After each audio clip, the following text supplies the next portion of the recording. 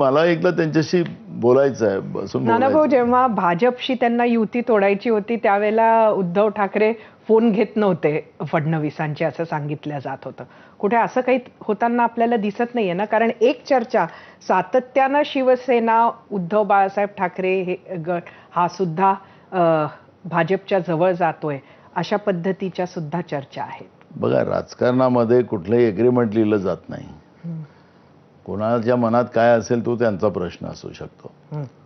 पण आज आम्ही जे महाविकास आघाडी म्हणून लढलेलो आहोत आणि लोकांनी ते मान्य केलेलं आहे, त्यामुळे आम्ही सगळ्यांनी महाविकास आघाडी म्हणूनच पुढे जावं हे काँग्रेसचं आमचा विचार आहे, असं आम्ही भूमिका मांडू शकतो. नेमकं त्यांच्या मनात काय ते मला मी काही भविष्यवाला नाहीये. पण तुमच्या मनातले जे उमेदवार होते ते उमेदवार मग आता तुम्ही देणार का या विधान परिषदेला? नाही, आम्ही मुंबईत आम्ही उमेदवार दिलेला नाही आहे. त्याच्यामुळे मुंबईमध्ये त्यांनी सांगितलं की आम्हाला माहित होतं की मुंबईत त्यांचा इंटरेस्ट राहतो जास्त, त्याच्यामुळे तो काही भाग नव्हता.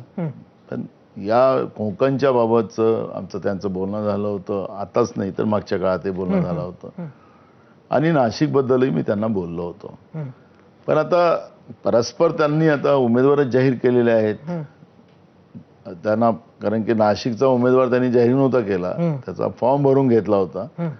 पण आता त्यांनी आजच तुम्ही सांगता की 4 उमेदवार त्यांनी जाहीर केले. तर नेमकं मला आता त्याच्याबद्दलची प्रतिक्रिया देता येणार नाही, पण एवढंच सांगता येईल की आम्ही सगळेजण महाविकास आघाडी म्हणूनच लढलं पाहिजे अशी भूमिका काँग्रेस पक्षाची आहे. आता येणाऱ्या विधानसभांमध्ये सुद्धा आपण आता मोठे भाऊ आहात, आपण म्हटलंय की झुकतं माप काँग्रेसला दिलं पाहिजे. झुकतं माप म्हणजे नक्की काय? आमच्या शब्दाचा कुठेतरी गैरसमज केला जातो आहे.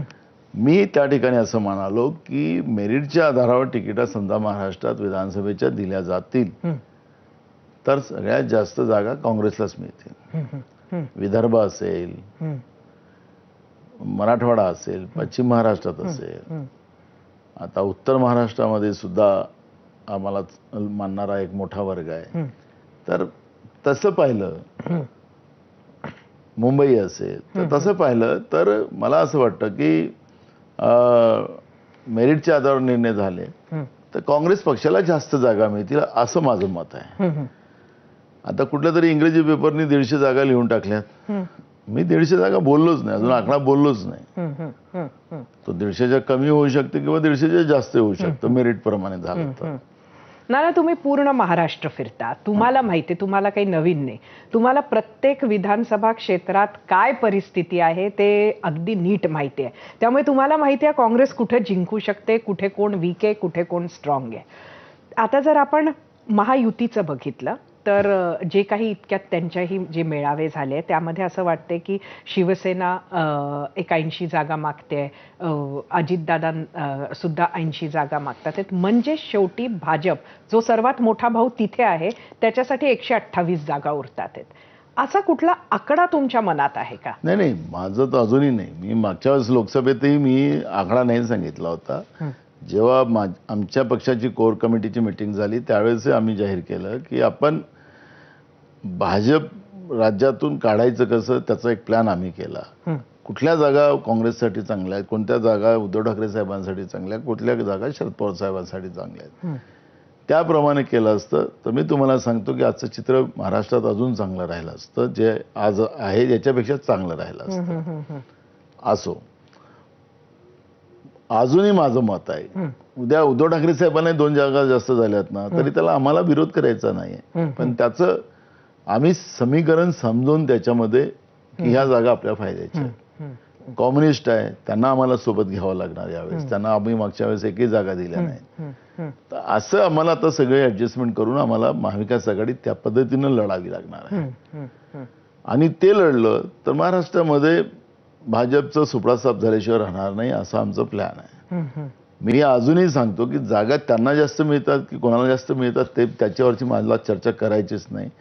पण मेरिटवर केलं तर बहुमताचं सरकार, 2/3 मेजॉरिटीचं सरकार महाराष्ट्रामध्ये महाविकास आघाडीचं येऊ शकतं.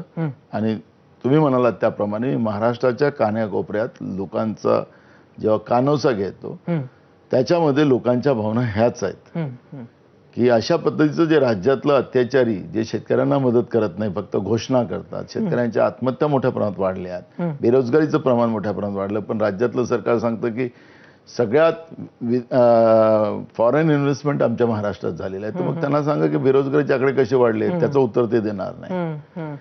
महाराष्ट्रामध्ये गुंडाईजम मोठ्या प्रमाणात वाढलेलं आहे, ड्रग्सचं प्रमाण मोठ्या प्रमाणात वाढलेलं आहे, इतके माफिया तयार केलेले आहेत की भयानक माफिया तयार झालेल्या आहेत, आणि पोलिसांवर दबाव आणून सरकार त्यांच्या गुंडाईजमला मदत करते असंही चित्र अनेकदा स्पष्ट झालेलं आहे.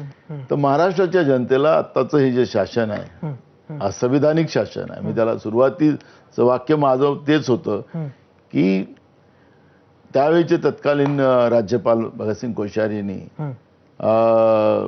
एक असंविधानिक सरकार महाराष्ट्रात तयार केलं.